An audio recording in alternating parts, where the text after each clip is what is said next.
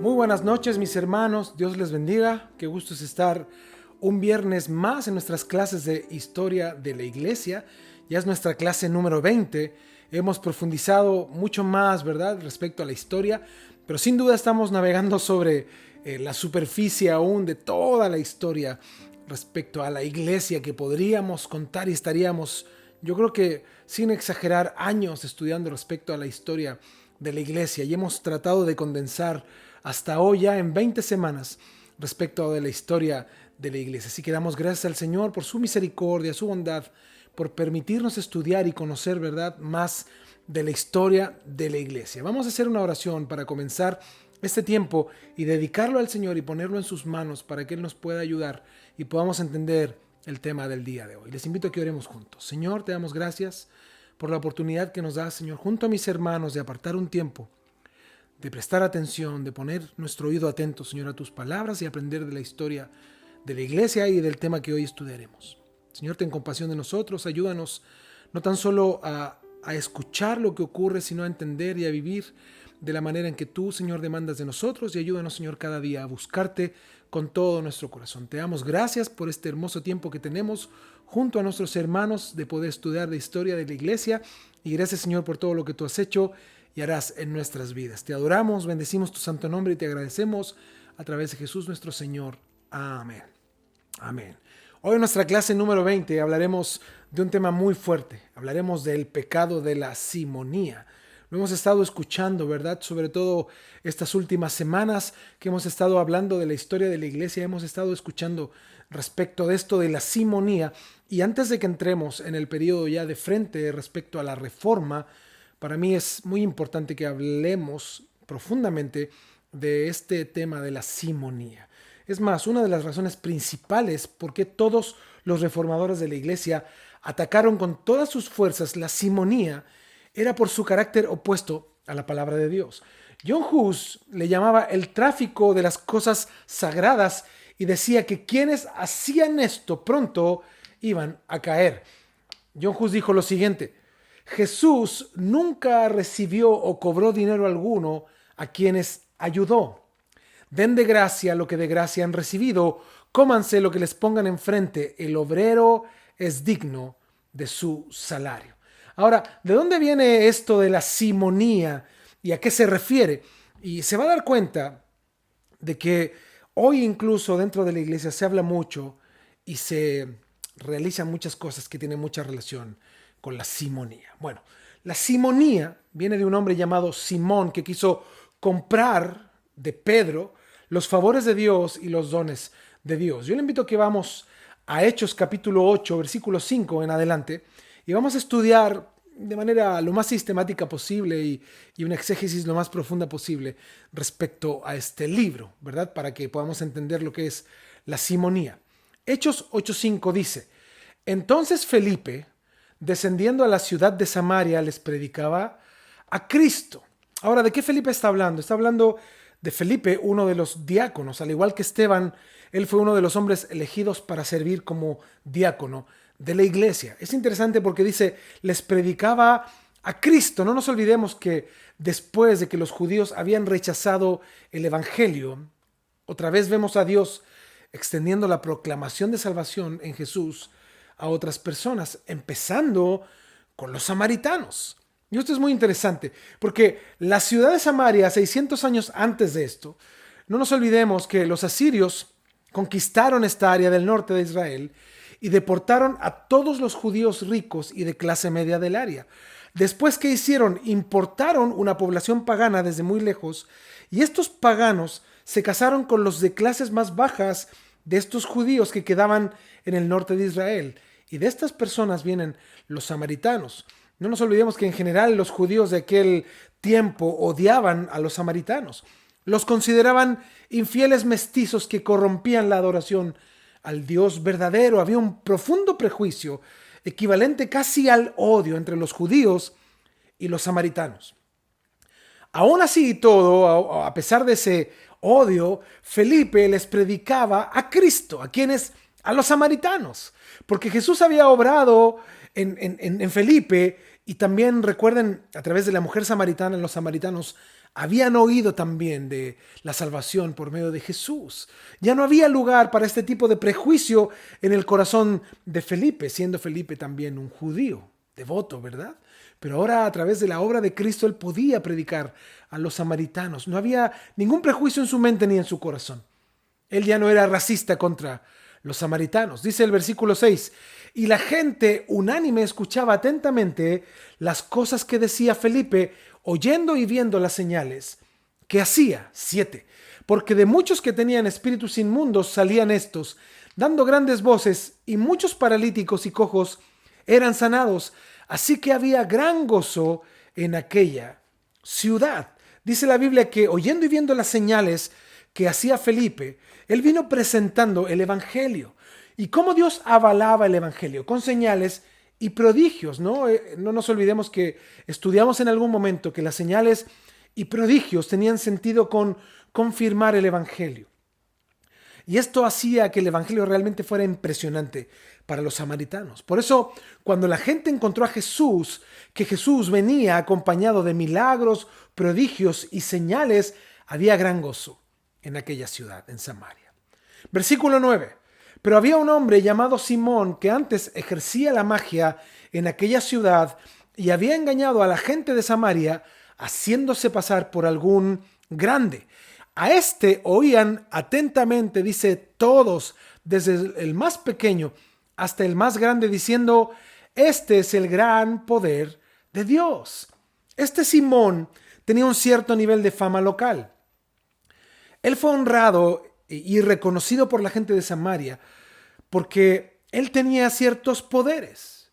Y la gente atribuía este poder y decían que este es el gran poder de Dios. O sea, este hombre también de algún modo atribuía sus capacidades a que Dios se las había dado. Bueno, en la Biblia la magia está asociada con prácticas ocultas y mágicas. Muchas veces venían acompañada de la toma de drogas que alteraban sin duda la mente y el estado de ánimo. Cualquier poder real que Simón tenía, ¿de quién venía? De Satanás, no de Dios. Satanás siempre ha querido tergiversar la idea de lo que Dios hace. Es una copia, una mala copia, mejor dicho, del poder de Dios. Entonces, la redacción específica indica que Simón era un mago. Eso dice el texto. En el mundo antiguo habían astrónomos y científicos conocidos como magos. No nos olvidemos en Mateo capítulo 2, cuando aparecen estos reyes magos, ¿verdad? Que eran científicos y sabios de ese tiempo. Pero los brujos y los hechiceros locales también usaban este título de magos. Lo usaban para aprovecharse de la ignorancia y sobre todo las supersticiones de la gente común y corriente. Dice el versículo 11, y le estaban atentos porque con sus artes mágicas que tenía Simón, les había engañado, dice, mucho tiempo.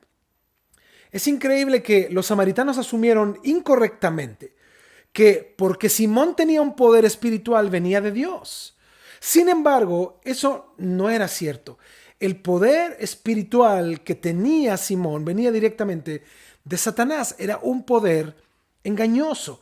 Y aquí viene la diferenciación en el versículo 12. Pero cuando creyeron a Felipe que anunciaba el evangelio del reino de Dios y el nombre de Jesucristo, se bautizaban hombres y mujeres. O sea, los que previamente habían sido engañados por Simón y sus artes mágicas, ahora conocieron la verdad y creyeron al evangelio que predicaba Felipe y a Felipe mismo, siendo un judío que vino a predicar a los samaritanos. Felipe trajo el mensaje del evangelio y ellos lo creyeron. Y no tan solo creyeron a la verdad, sino que hicieron una profesión pública de su fe por medio del bautismo. Versículo 13. Esto es muy interesante. Dice, también creyó Simón mismo, y habiéndose bautizado, estaba siempre con Felipe, y viendo las señales y grandes milagros que se hacían, estaba atónito. ¡Wow! Usted pudiera decir, gloria a Dios, se convirtió Simón. Simón fue convencido por la predicación de Felipe y sus milagros asombrosos, hasta el punto en que declaró fe en Jesús. Y no tan solo eso, dice la Biblia que fue bautizado y estaba siempre con Felipe. Simón se convirtió en un seguidor de Felipe y de su ministerio. Wow, es increíble porque en este punto, hasta Hechos 13, no hay nada que indique que la fe de Simón era falsa o no era una fe sincera. Es más, parece un seguidor más del evangelio proclamado por Felipe. Sin embargo, su fe va a ser probada y su fe será probada por su conducta en el tiempo. Versículo 14. Cuando los apóstoles que estaban en Jerusalén oyeron que Samaria había recibido la palabra de Dios, enviaron allá a Pedro y a Juan. O sea, cuando se enteraron de lo que estaba ocurriendo con Felipe, ellos enviaron a Pedro y a Juan. 15. Los cuales, habiendo venido, oraron por ellos para que recibiesen el Espíritu Santo. Es interesante esto porque Dios avalaba el ministerio apostólico de Pedro y Juan, ¿verdad? Sin duda, a veces se generan ciertas controversias respecto, oye, ¿por qué no recibieron al Espíritu Santo de parte de Felipe? Porque el Espíritu viene, pero no viene con la conversión, ¿verdad? Con el nuevo nacimiento. Sin embargo, en este caso, como la iglesia estaba comenzando, se requería un orden respecto a el respaldo de Dios a los apóstoles, que eran los que iban a comenzar la iglesia. Y ellos requerían, y todo nuevo creyente requería de ser hombres que vieran en los apóstoles la sucesión, ¿verdad?, de Cristo directamente, para que ellos pudieran formar la iglesia. Entonces, dice que Juan y Pedro, dice los cuales, el 15, habiendo venido, oraron por ellos para que recibiesen el Espíritu Santo, porque aún no había descendido sobre ninguno de ellos, sino que solamente habían sido bautizados en el nombre de Jesús. Entonces les imponían las manos y recibían el Espíritu Santo. Cuando Jesús le dio a Pedro y a los otros apóstoles las llaves del reino, fue realmente para este propósito. Aquí oficialmente dieron la bienvenida a aquellos que previamente habían sido excluidos del pueblo de Dios y también del reino de Dios, los samaritanos. Ahora ellos eran parte del reino y del pueblo de Dios. Qué hermoso, ¿verdad? Es como Dios los volvió a llamar por medio de Cristo. Ahora, es importante entender que en este caso hubo una experiencia posterior, como yo les comentaba respecto al texto, el hecho de que los apóstoles vinieran y ellos al imponer manos recibieran del Espíritu Santo.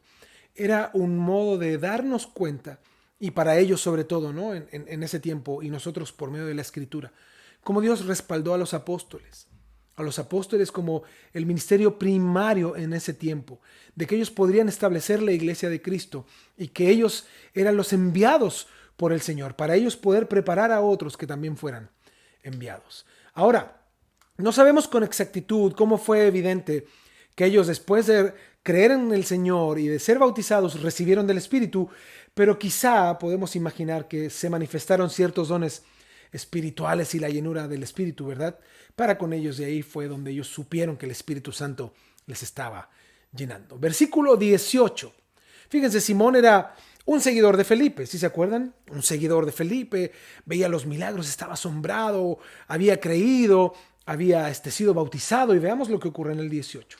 Cuando vio Simón que por la imposición de las manos de los apóstoles se daba el Espíritu Santo, o sea, Simón notó que cuando Pedro y Juan impusieron las manos en los samaritanos y oraron por ellos, algo sucedió. Este hombre estaba impresionado por ese algo. Fíjense lo que había en su corazón y lo que hizo. Dice, les ofreció dinero. ¡Wow! ¡Qué impresionante! Simón pensó que el Espíritu Santo era simplemente un poder que se podía comprar o vender. Él quería controlar la función del Espíritu y consideraba al Espíritu Santo como un poder que él podría usar como él quisiera. En vez de una persona que gobernara su vida, él pensaba que era un poder manipulable. Por eso simonía es la palabra que tiene relación con el pecado de querer comprar o vender oficios o privilegios en la iglesia. Porque se hace en el mismo sentir, en el mismo espíritu de Simón. Esto de querer tener algo de Dios por medio del dinero. Y asimismo vender esto de Dios y cobrarlo con dinero. Por eso la simonía tiene dos partes. Quien lo quiere adquirir y quien lo quiere vender. Por eso dice el versículo 19, cuando les ofrece dinero, después de ver la obra del Espíritu, dice: dadme también a mí este poder, para que cualquiera a quien yo impusiere las manos reciba el Espíritu Santo. ¡Wow! Simón realmente no deseaba el Espíritu Santo para sí mismo. Él no deseaba ser transformado por el Espíritu Santo. Él quería tener la habilidad de impartir el poder del Espíritu Santo a otros cuando él quisiera. Esto le daría mucha autoridad espiritual y sin duda eso es lo que él anhelaba, ¿no? Tener autoridad espiritual por sobre las personas.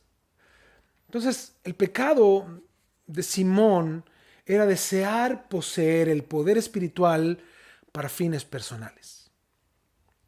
Versículo 20. Entonces Pedro le dijo: tu dinero perezca contigo, porque has pensado que el don de Dios se obtiene con dinero. O sea, por supuesto, Simón estaba equivocado en su pensar. Los dones de Dios se reciben libremente, ¿verdad? De él. Dice la Biblia que es netamente por fe.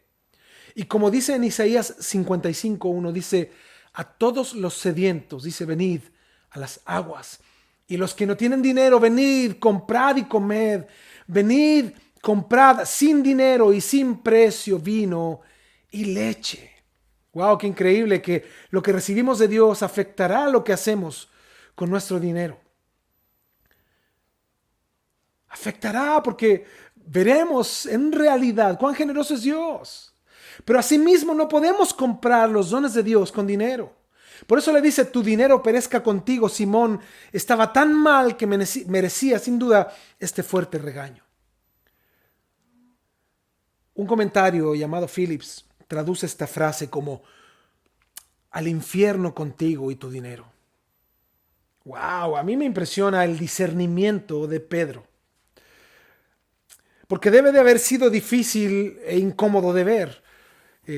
Pocas personas hoy en día reprenderían lo que parecía ser un joven cristiano que estaba tan arraigado, ¿no? Seguidor de Felipe, bautizado, lleno de fe, que anhelaba las cosas de Dios. Por eso Pedro estaba dispuesto a decirle a Simón la verdad en amor.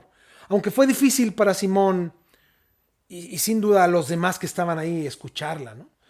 Por eso dice el 21: no tienes tu parte ni suerte en este asunto, porque tu corazón no es recto delante de Dios.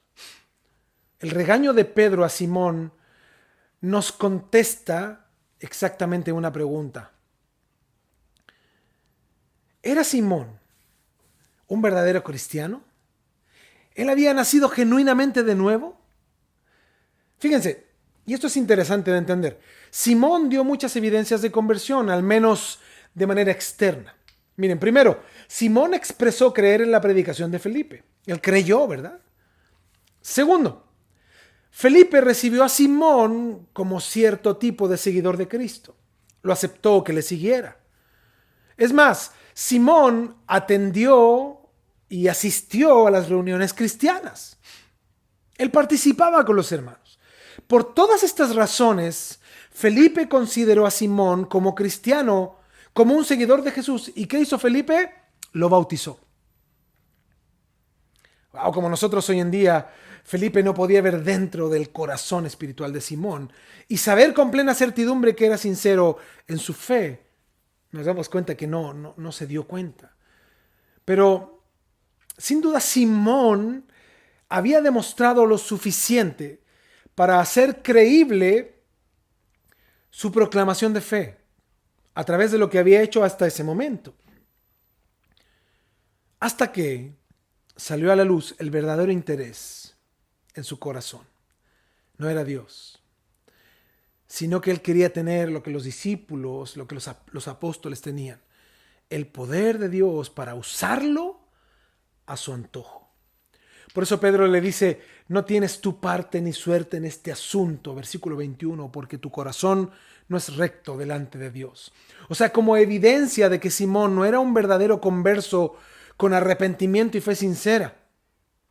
Su caso es entonces una advertencia, lo que hace Simón, una advertencia para cualquiera que piense que solo porque él o porque ella han hecho una confesión o una profesión de fe, o ha sentido ciertas emociones esperadas que puede tener en la iglesia o alguna experiencia en algún culto, eso no significa estar bien con Dios.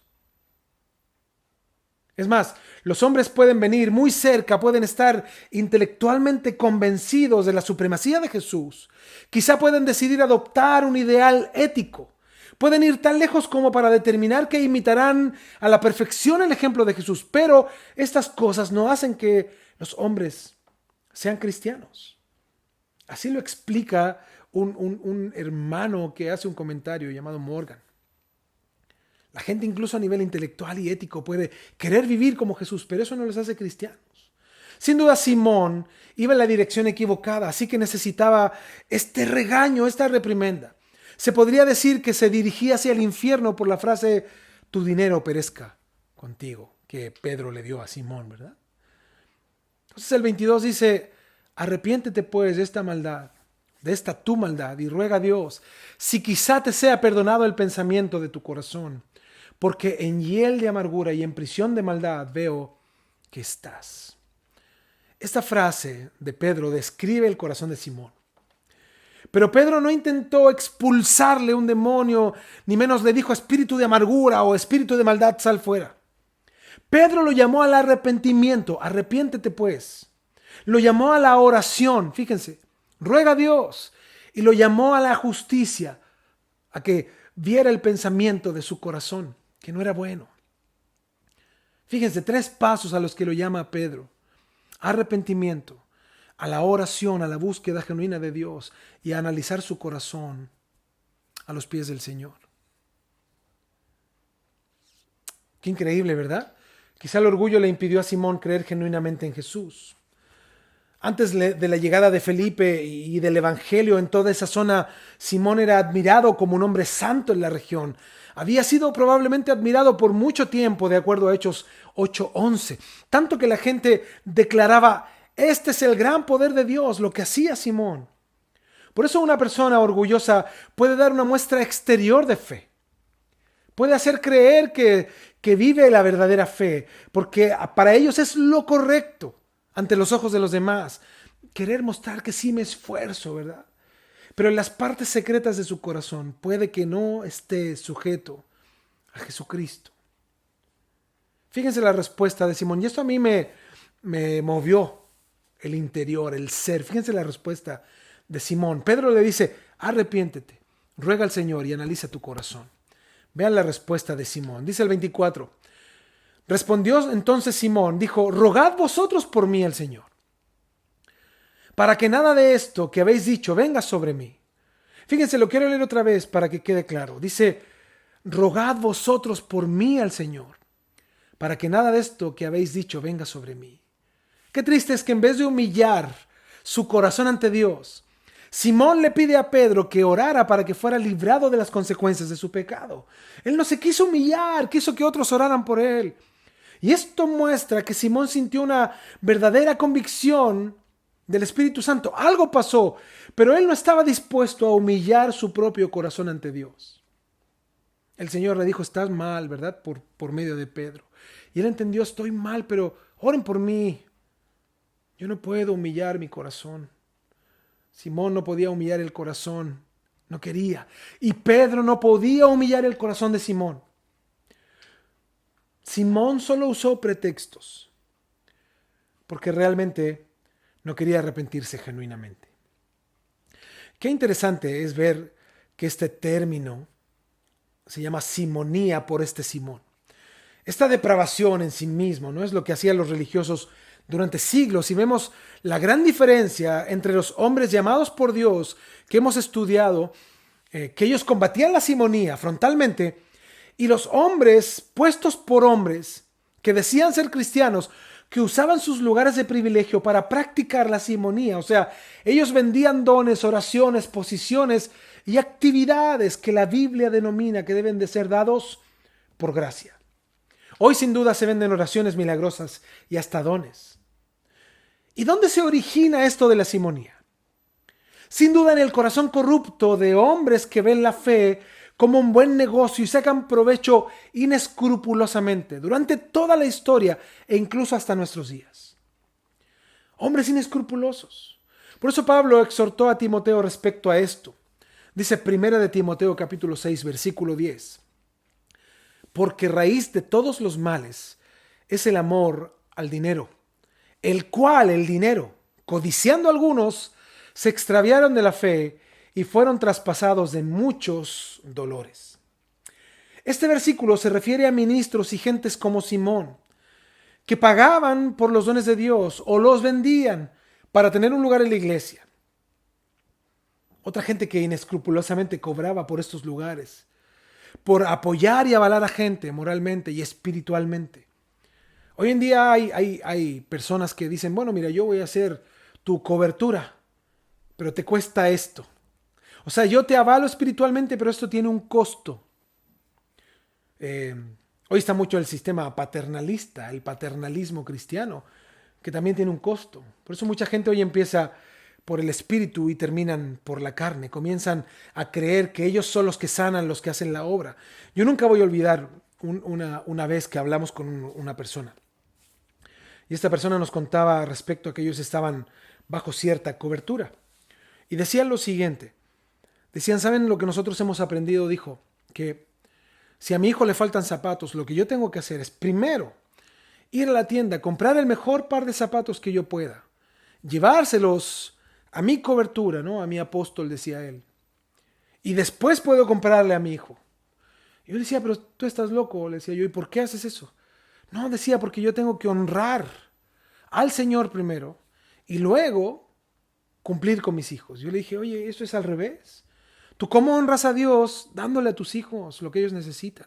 ¿Cómo honras a Dios? Claro, siendo generoso, pero a ese extremo, dando para la obra y proveyendo, está bien, pero a ese extremo de tener que comprar algo para alguien antes de... Pero así habían sido enseñados y para ellos tú les hablas de estas cosas y dicen, bueno, ustedes no tienen esa revelación. Sin duda, ¿no? Simonía. Por eso yo les quiero preguntar, ¿un ministro debe de pedir una cuota o cobrar por ir a predicar? Un cantante que ministra a Dios, ¿no? Y que es llamado por Dios, supongamos, ¿debe cobrar por cantar? ¿Un maestro de la Biblia puede cobrar por enseñar la Biblia? Obvio que no, porque eso no es comercio. Y si nosotros decimos, bueno, el obrero es digno de su salario, claro, el obrero, cuando es convocado a servir, eso es muy diferente. Una persona llamada por Dios a servir, Dios va a usar a la iglesia para sustentar a sus siervos, ¿verdad? Eso es sin duda. Cuando un hombre es llamado por Dios. Y de alguna manera Dios va a sustentar a sus hijos, siempre. Pero que una persona diga, mira, yo para hacer tal cosa te cobro tanto, ya eso es simonía. ¿Puede alguien cobrar por orar? Es decir, no, sí se puede, pero no se debe. Mucha gente lo hace y no está bien. Mucha gente se justifica en muchas cosas que hacen, pero no se debe hacer. Simón y simonía son las personas que sí lo hacen, que pagan por el favor de Dios. Hoy muchos cristianos comercian con esto, por el amor al dinero. A mí me gusta mucho un texto que está en Miqueas capítulo 3, versículo 9. Miqueas 3:9 dice lo siguiente. Oíd ahora esto, jefes de la casa de Jacob, ¿no? Los ministros y capitanes de la casa de Israel, que abomináis el juicio y pervertís todo el derecho. O sea, gente completamente chueca y torcida. Versículo 10. Que edificáis a Sión con sangre y a Jerusalén con injusticia. Y el 11 lo explica, dice, sus jefes juzgan por cohecho. O sea, participaban de coimas, ¿no? Y daban el favor a las personas a cambio de dinero, no por juzgar justamente. Lo hacían por dinero. Dice, y sus sacerdotes enseñan por precio. O sea, se depravaron en su mente, empezaron a vender la enseñanza que debía de ser gratuita. Y sus profetas, dice, adivinan por dinero y se apoyan en Jehová diciendo, ¿no está Jehová entre nosotros? O sea, los líderes de Jerusalén tenían esta falsa confianza, ¿no?, en los rituales y formas de la religión. Y hablaban en nombre de Dios para sacar dinero, pero no era Dios quien hablaba. Y fíjense, estos profetas que adivinaban por dinero y se apoyaban en Jehová decían, ¿no está Jehová entre nosotros? No vendrá mal sobre nosotros. O sea, esa era su conclusión. Hicieran lo que hicieran, lo que la gente quisiera hacer, aunque fuera realmente y moralmente perverso. Ellos decían, pero si Dios está con nosotros, no nos vendrá mal si Él está con nosotros. Y no se olviden que en todo este tiempo estaba el juicio señalado para Jerusalén, a menos que se arrepintieran. Qué impresionante, ¿verdad? Ahora vamos a una historia que es sorprendente, bíblica también, y vamos a ver cómo el dinero pervierte al hombre. Vamos a Segundo de Reyes, capítulo 5, versículo 1. Segundo de Reyes 5:1, y vamos a estudiar esta historia de Eliseo y Naamán. Dice así, Segundo de Reyes 5:1. Naamán, general del ejército del rey de Siria, era varón grande delante de su señor, o sea, muy importante, era el comandante en jefe. Y lo tenía en alta estima porque por medio de él había dado Jehová salvación a Siria. Era este hombre valeroso en extremo, pero leproso. ¡Wow! La lepra siempre fue una enfermedad, primero considerada contagiosa y segundo, que apartaba a las personas. O sea, nadie quería estar cerca de un leproso por el contagio y eran desechados los leprosos. Pero este hombre era un hombre valeroso, era un hombre importante, el comandante en jefe. Yo creo que probablemente siempre andaba cubierto porque padecía de lepra. Dice el versículo 2, y de Siria habían salido bandas armadas y habían llevado cautiva de la tierra de Israel a una muchacha, la cual servía a la mujer de Naamán. Esta, la muchacha israelita que fue sacada de sus tierras, dijo a su señora, si rogase mi señor, Naamán, al profeta que está en Samaria, él lo sanaría de su lepra, hablando de Eliseo. Versículo 4. Entrando Naamán a su señor, le relató diciendo, así y así ha dicho una muchacha que es de la tierra de Israel. O sea, él fue con el rey de Siria y le dijo, mira, dijeron que en Israel hay un profeta que puede sanarme de la lepra. Versículo 5. Y le dijo el rey de Siria a Naamán, anda, ve, yo enviaré cartas al rey de Israel. Salió pues él, Naamán, llevando consigo 10 talentos de plata y 6,000 piezas de oro. Imagínense, era una dote enorme, y 10 mudas de vestidos. 6. Tomó también cartas para el rey de Israel que decían así, cuando lleguen a ti estas cartas, sabe por ellas que yo envío a ti mi siervo Naamán para que lo sanes de su lepra. 7. Luego que el rey de Israel leyó las cartas, o sea, llegó Naamán, vio lo de la dote y le dijo respecto al propósito por medio de las cartas. Dice que el rey de Israel rasgó sus vestidos y dijo, ¿soy yo Dios que mate y dé vida para que éste envíe a mí a que sane un hombre de su lepra? Considerad ahora y ved cómo busca ocasión contra mí. O sea, cuando el rey de Israel, que era Joram, leyó la carta, comprensiblemente se disgustó. Primero, estaba evidentemente fuera de su poder como rey sanar la lepra de Naamán. Y segundo, este rey Joram no tenía relación alguna con el profeta de Dios, quien realmente tenía el poder para sanar. Por eso el rey dice, lo único que está haciendo este hombre, que sabe que yo no tengo relación con el profeta, es buscando una ocasión contra mí. El rey de Siria, por otra parte, asumió que el rey de Israel estaba en una buena relación con Eliseo. Y realmente no estaba en esa buena relación el rey de Israel. Por eso es fácil para otros asumir que tenemos una mejor relación con Dios de la que realmente tenemos. Triste, ¿verdad? La relación con Dios que tenía este rey de Israel. Versículo 8. Cuando Eliseo, el varón de Dios, oyó que el rey de Israel había rasgado sus vestidos, envió a decir al rey, ¿por qué has rasgado tus vestidos? O sea, ¿hay alguna señal de arrepentimiento? ¿Hay alguna señal en verdad de devoción por Dios? Dice, venga ahora a mí y sabrá que hay profeta en Israel. O sea, mandó a buscar a Naamán. Versículo 9. Y vino Naamán con sus caballos y con su carro y se paró a las puertas de la casa de Eliseo. Versículo 10. Entonces, fíjense, Eliseo no salió. Eliseo le envió un mensajero diciendo, ve y lávate 7 veces en el Jordán y tu carne se te restaurará y serás limpio. O sea, Naamán se toma la molestia de ir a la casa de Eliseo, pero Eliseo se negó a concederle una audiencia personal. Simplemente le envió un mensajero. Probablemente esto fue humillante para Naamán, quien estaba acostumbrado a ser honrado. Dice el versículo 11, y Naamán se fue enojado diciendo, He aquí, yo decía para mí, saldrá él luego, ¿verdad?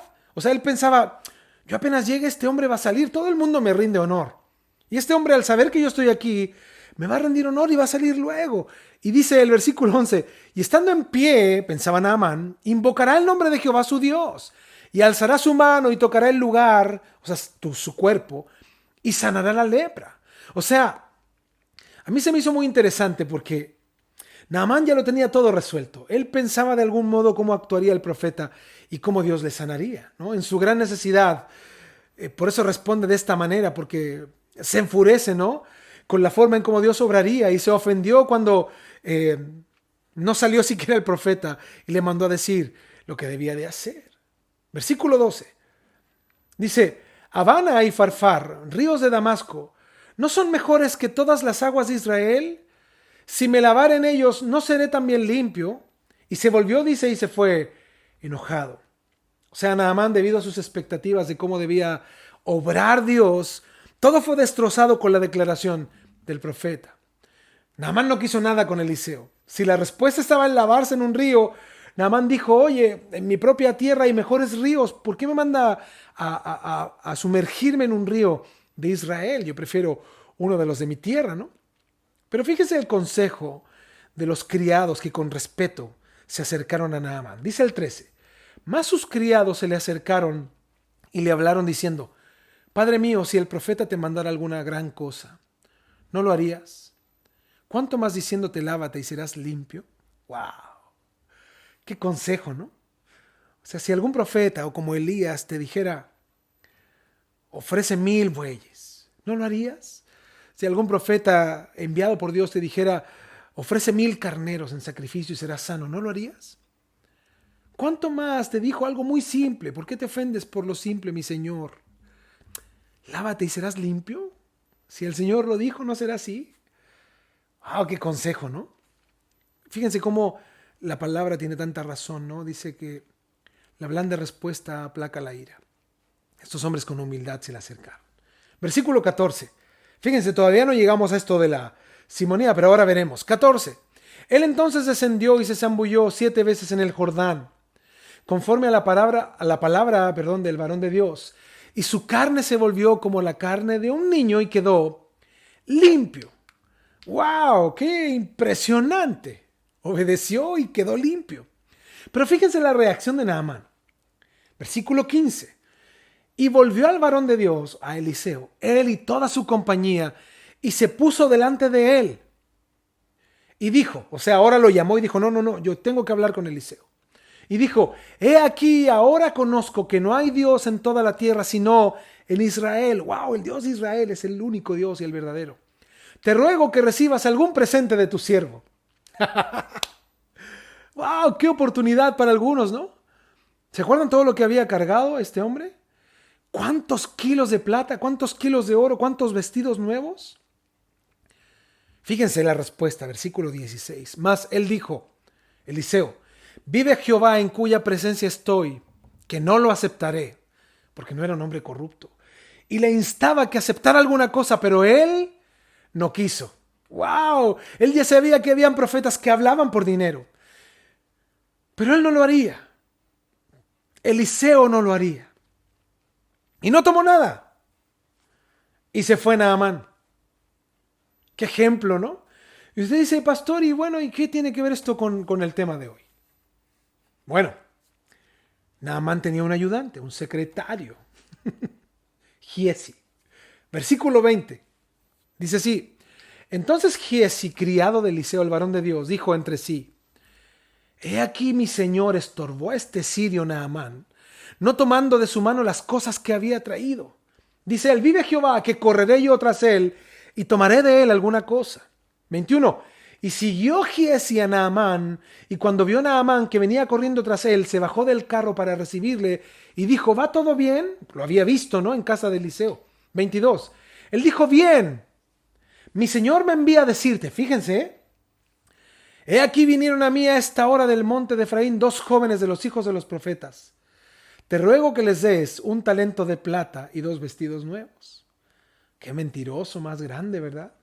Fíjense, el hombre que Dios usó no tomó nada de Naamán. Pudiendo haber tomado mucho, dijo, no, Dios te sanó a ti. Dios me sustenta a mí. Vete con Dios. ¡Wow! Pero el asistente, el ayudante, dijo, ¿pero qué hizo Eliseo? ¿Cómo se le ocurre? Dejó ir a este hombre con una fortuna. Dice, no, yo lo voy a seguir. No, yo no voy a parar hasta que encuentre el carruaje y le pida algo y voy a cranear qué le puedo decir. Bueno, y cuando llega y le inventa esta historia que según él, Eliseo le envió a decir que justo en ese momento cuando Naamán se fue, vinieron dos jóvenes, ¿no? De los hijos de los profetas, que ellos eran hombres que estaban ahí estudiando de la palabra, ¿verdad? Y conociendo más de Dios, como para recibir y que él le diera una donación a ellos. ¿Saben cuánto era la plata que le pidió? Un talento, 34 kilos de plata. Por eso dice, te ruego que les des un talento de plata, 34 kilos y 2 vestidos nuevos para esos dos profetas, ¿no? Pero era una mentira, pues era para él. Versículo 23. Dijo Naamán, te ruego que tomes 2 talentos. Claro, si él estaba feliz, estaba sano. Te ruego que tomes 2 talentos. Y le insistió. Y el otro se dejó querer, ¿verdad? Y ató 2 talentos de plata en 2 bolsas y 2 vestidos nuevos.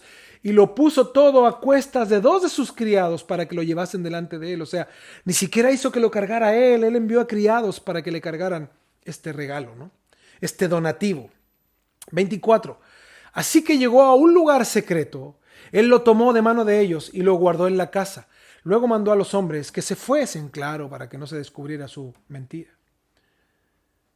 Qué impresionante, ¿verdad? Muchos hombres son como este Giezi, que se enriquecen a costa de predicadores y de ministros honestos. Yo esto ya lo he contado otras veces, pero a mí me impresionó mucho cuando yo conocí a un hombre que hace muy poco falleció. Él se llamaba, él está vivo, ¿no? Con el Señor. Se llama Jaime Murrell. Me impresionó mucho porque la iglesia donde yo participaba en México se quería hacer un evento. Un evento para poder juntar fondos para, no recuerdo muy bien para qué, pero la idea era hacer un evento y traer a algún hermano que convocara a masas, ¿verdad? Para poder hacer una ofrenda generosa y juntar dineros para estos eventos. Es más, recuerdo, me parece que ese evento tuvo cierta entrada, un pago muy económico, pero la idea era juntar fondos. Bueno, fue mucha gente y contactamos a muchos artistas cristianos. El encargado de hacerlo era yo, así que yo hablé directamente con muchos de ellos. La mayoría cobraba sumas que eran impagables, ¿no? Porque por el sentido de lo que queríamos hacer como iglesia, era muy difícil juntar lo que muchos pedían. Habían algunos que pedían, por ejemplo, boletos en primera clase, pedían ciertos hoteles, ciertos beneficios. Hasta uno me dijo esa vez, mira, a mí, con que me pagues mi fin de semana, yo, si me llevas a la punta del cerro, yo voy, con que me pagues. Eso impacta el corazón de cualquiera, ¿verdad? Porque tú dices, oye, ¿cuál es la motivación de lo que hacen? Bueno, la cosa es que el único que venía gratis era Jaime Murrell. Lo dijo, yo voy gratis. Pero vino quien lo manejaba en ese tiempo y dijo, oye, espérame, mira, él va gratis, pero yo soy su representante, el que lo llevo y yo cobro. Y tú dices, pero ¿cómo? Si el hermano no cobra. Es más, el hermano llevaba sus discos, Jaime, y Jaime se quedaba hasta el final del evento y dijo, mira, yo la manera de sustentar mi ministerio era con mis discos. Y yo los firmo ahí a los hermanos, les pongo una dedicatoria a todos, ¿no? Con la idea de él poder generar un ingreso, ¿no? Estar con ellos y compartir con los hermanos y los hermanos que lo apoyaran en su ministerio. Pero era completamente honesto, ¿no? Lo que hacía. Pero este otro tipo dijo, no, pero yo cobro. Y le dijimos, pero si el hermano no cobra. No, dice, pero si a mí no me pagan, yo no lo llevo. Y tú dices, oye, pero es mucho, ¿no? ¿Cuánto cobras? Él dijo, $1,000. Y tú dices, pero ¿por qué tú cobras si el hermano no cobra? Dijo, pero bueno, yo sí cobro $1,000.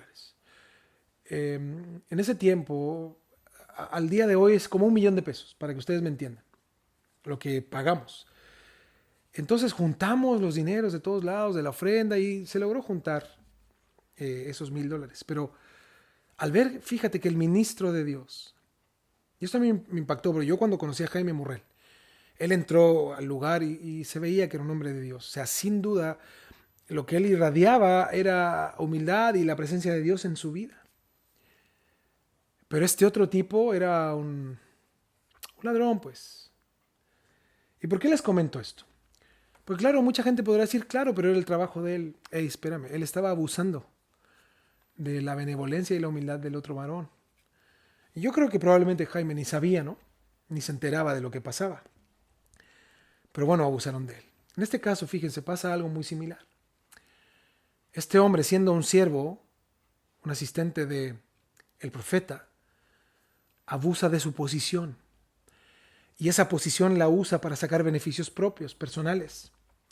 Y esos beneficios, sin lugar a dudas, generan que el evangelio sea pisoteado y mal visto por mucha gente, por corazones de hombres que no tienen temor de Dios, por la actitud de hombres sin temor de Dios, que ven el evangelio como fuente de ganancia. Veamos lo que ocurre. Segundo de Reyes 5:25. Después de que este hombre Giezi no fue y escondió las cosas que le pidió como un donativo a Naamán. Dice, y él entró y se puso delante de su señor, o sea, llegó a su casa como que nada, y está delante de Eliseo. Y Eliseo le dijo, ¿de dónde vienes, Giezi? Y él dijo, tu siervo no ha ido a ninguna parte. Oh, qué mentiroso, ¿verdad? 26. Él entonces le dijo, ¿no estaba también allí mi corazón cuando el hombre volvió de su carro a recibirte? Dice, es tiempo de tomar plata y de tomar vestidos, olivares, viñas, ovejas, bueyes, siervos y siervas. O sea, está diciendo muy simple, vamos a vender el don de Dios. Lo que Dios da gratuitamente, nosotros lo vamos a vender. Ustedes vean lo que ocurre después, las consecuencias de este hombre. No se quedó así sin consecuencias, léalo. Segundo de Reyes 5:26 en adelante. Ahora, ¿por qué todos estos textos? ¿Por qué toda esta explicación? ¿Y por qué toda esta aparente introducción? ¿Y por qué lo explico bíblicamente? Bueno, simplemente porque era una epidemia en los tiempos de la Reforma. Una epidemia, ver cómo la gente por medio del evangelio se hacían millonarios. Bueno, hoy pasa exactamente lo mismo. Una epidemia. Fue en el tiempo de la Reforma y hoy también. Por esto Jesús dijo, dad de gracia lo que recibiste de gracia. O sea, la iglesia de hoy está llena de personas que comercian con Dios. Y esto en sí es la simonía, es vender lo que Dios da gratis. Los reformadores atacaron estas prácticas que enriquecían a la iglesia de la Edad Media y nos damos cuenta que la Biblia habla contra el sacar ganancias a costa de las cosas de Dios. La Biblia lo habla directamente. Por eso John Hus denunciaba públicamente estos pecados, el de obtener ganancias mediante las oraciones, las indulgencias, los matrimonios, los funerales. El orar por alguien. Por eso en 1405, y aquí es donde la historia comienza a movernos, surgió un rumor de que en un templo de Praga habían sucedido un supuesto milagro, que durante la Eucaristía, cuando se reparte el pan y el vino, se habían convertido literalmente el pan en carne y la sangre y el vino en sangre de manera literal. Entonces, esto lo hicieron para llamar la atención de la gente y el arzobispo de Praga, de nombre Sivek, envió a 3 sacerdotes a constatar el milagro, ¿no? Y envió a estos hombres a ver si realmente este milagro era cierto, porque imagínense lo que estaba ocurriendo en este templo en Praga y la gente lo que estaba llegando a hacer, ¿verdad? De llenar este templo por este milagro. Entonces el arzobispo de Praga envió a estos 3 hombres, ¿no? Y entre ellos iba John Hus. Y el resultado de la investigación dio que fue una farsa. Y le preguntaron al que estaba a cargo de esta iglesia, le dijeron, ¿y por qué lo hiciste? Es que necesitábamos juntar fondos para construir el templo porque nos lo quemaron. Qué impresionante. Y ahí nos encontraron tan solo con esta conversión del agua en vino y el pan en carne. Fíjense, cuenta la historia que la gente de esa capilla iba a ver las reliquias, santas reliquias que habían ahí. Entre las reliquias que encontraron en esta iglesia estaba el prepucio de Jesús. Decían que ellos tenían el prepucio de la circuncisión de Jesús. Ellos tenían sangre de Jesús, tenían la barba de Jesús y tenían leche de los senos de María, la madre de Jesús. ¡Qué increíble! Y la gente iba a ver estas reliquias. Todo esto ellos lo tenían expuesto en esta iglesia para que la gente lo adorara y les diera bienes para que pudieran tocar y ver las reliquias. O sea, ellos decían, nosotros tenemos, por ejemplo, barba de Jesús. Ya queremos verla, no, hay que pagar. ¿Cuánto hay que pagar? Tanto. Ya lo pagamos, tráigalo. Y lo mostraban y la gente, ¡oh! John Hus dijo después de esta investigación, estos sacerdotes que engañan a la gente merecen el infierno por estas mentiras. John Hus exponía estos pecados públicamente, denunciando que todo esto era una mentira. Él negaba las ganancias deshonestas que obtenía la iglesia y él comenzó una campaña frontal en contra de estas herejías. Recuerden que la semana pasada hablamos de John Hus y esto era terrible lo que ocurrió en este tiempo, previo a la Reforma. En Hechos 19:23 vemos también un problema en Éfeso que tiene mucha relación con esto. Dice Hechos 19:23, hubo por aquel tiempo un disturbio no pequeño cerca del camino, porque un platero llamado Demetrio, que hacía de plata templecillos de Diana, daba no poca ganancia a los artífices, a los cuales reunidos con los obreros del mismo oficio dijo, varones, sabéis que de este oficio obtenemos nuestra riqueza. Pero veis y oís que este Pablo, no solamente en Éfeso, sino en casi toda Asia, ha apartado a muchas gentes con persuasión, diciendo que no son dioses los que se hacen con las manos. Wow, estos hombres ganaban dinero fabricando dioses, ¿no? Artífices y vendedores. Dice el 27, y no solamente hay peligro de que nuestro negocio venga a desacreditarse, sino también que el templo de la gran diosa Diana sea estimado en nada y comience a ser destruida la majestad de aquella a quien venera toda Asia y el mundo entero. O sea, ellos estaban viendo por su negocio, usando a estos dioses para construir sus falsos dioses, para obtener dinero, y les iba muy bien. Pero ahora que Pablo estaba predicando el evangelio, hubo un alboroto tremendo, porque ellos estaban viendo que su negocio iba en decadencia. Por eso dice el 28, cuando oyeron estas cosas se llenaron de ira y gritaron diciendo, grande es Diana de los Efesios. Wow. Hechos 19:34 dice, pero cuando le conocieron que era judío a Pablo, todos a una voz gritaron casi por 2 horas, wow, grande es Diana de los Efesios. Después nosotros leemos la historia, le dieron una paliza a los discípulos por hablar contra la farsa que vivían de explotar la fe de la gente. Fíjense cuál ha sido la labor durante la historia de los verdaderos cristianos. La verdad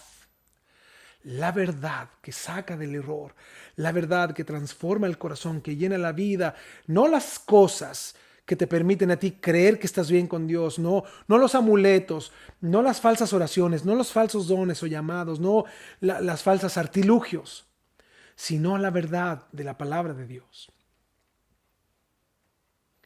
En el año 1409, a la misma vez reinaron 2 papas. Benedicto VIII estaba en Aviñón, en Francia, y Gregorio XII, él reinaba en Roma. Se convocó un concilio en Pisa y eligieron un tercer papa, Alejandro V. Y Alejandro V pidió que renunciaran los otros 2 y se excomulgaron uno con otro y otro con otro. La iglesia era un monstruo en este momento de 3 cabezas.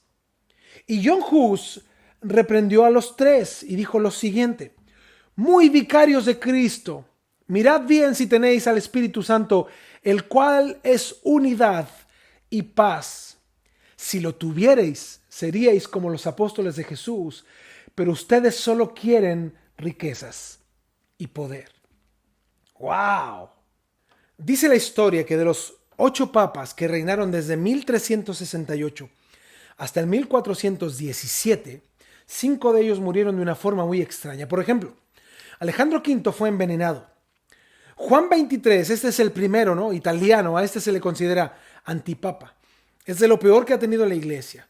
Este hombre envenenó a Alejandro V. Este hombre sedujo a más de 200 mujeres, cobraba un impuesto a las prostitutas para que pudieran ejercer, pero a él debían de darle una porción.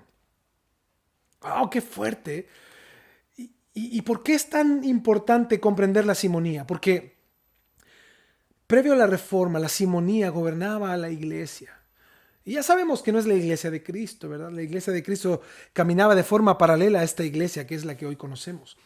Pero sin duda la simonía fue un mal y sigue siendo un mal. Bueno, en la iglesia de hoy, ¿usted cree que hay simonía? Hay gente que vende milagros, hay gente que vende dones, hay gente que cobra por orar, que cobra por enseñar. Qué triste, ¿verdad? Solo la palabra de Dios va a poder tocar al mundo que está perdido. Por eso nosotros, mis hermanos, debemos de ser defensores de la sana doctrina y de la genuina fe. Usted y yo, cada día, conocer más de la palabra de Dios, doblegar nuestros corazones, nuestras rodillas, nuestro ser entero, ante nuestro gran Dios, darnos cuenta que estamos inmersos en una sociedad incluso cristiana perversa, terrible, gente sin temor de Dios, que gobierna las iglesias, gente sin temor de Dios, que dirige muchas iglesias. Es más, de las iglesias más grandes en este país y en el mundo entero, es gente que solo ama el dinero, solo ama el tener más. Tienen apariencia de piedad, pero su corazón muestra lo que hay en ellos.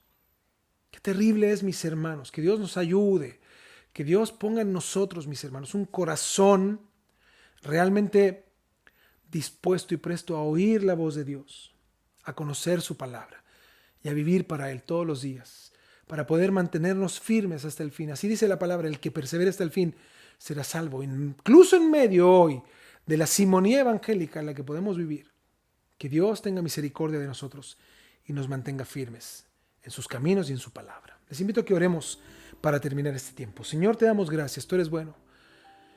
Por tanto, Señor, por tu amor, bondad y misericordia, perdónanos, Señor, por todo lo que hacemos mal. Perdónanos, Señor, porque a veces hemos sido tolerantes con tantas cosas, Señor, en la vida y en la historia de nuestra vida. Porque a veces hemos, Señor, visto tanta cosa y nunca hemos proclamado la verdad, nos hemos guardado silencio, hemos creído, Señor, que no decir nada de lo malo que ocurre está bien, y nos damos cuenta a través de tu palabra y de la historia que no es así, que nunca hemos debido ni nunca debimos tolerar tantas cosas. Por eso te damos gracias, porque tú abres nuestros ojos, y gracias por la historia, porque a través de la historia de la iglesia podemos también conocer más de ti y darnos cuenta que hay muchas cosas que hoy se han mantenido durante siglos y siglos, porque sin duda, Señor, hay gente, aún en nuestros días, sin temor tuyo, que vive para sí mismo. Por eso ayúdanos, Señor, a nosotros ser diferentes y a buscarte con todo el corazón. Te damos gracias por tu amor, misericordia, bondad, por tu Espíritu Santo en nosotros, que nos guía, Señor, a toda verdad y toda justicia. Y gracias por todo lo que has hecho. Con todo nuestro corazón te agradecemos a través de Jesús. Amén. Amén. Bueno, mis hermanos, no se olvide, estamos todo este mes con acción de gracias, ¿verdad? De todas las formas posibles, agradecer al Señor, tener un corazón lleno de gratitud, ¿verdad? Por lo que Él ha hecho, glorificar su nombre, y también a través de nuestros bienes, a través de diezmar, ofrendar, aportar, ¿verdad? También con nuestro tiempo. Si usted tiene tiempo para algo, nos puede ayudar y colaborar, con todo gusto, llámenos, comuníquese y podamos en verdad tener un tiempo de gratitud para con nuestro Señor. Si Dios así lo permite, nos vemos este domingo con la ayuda del Señor, ¿verdad? Cuídense mucho, que estén muy bien. Dios les bendiga, que tengan una buena noche. Adiós.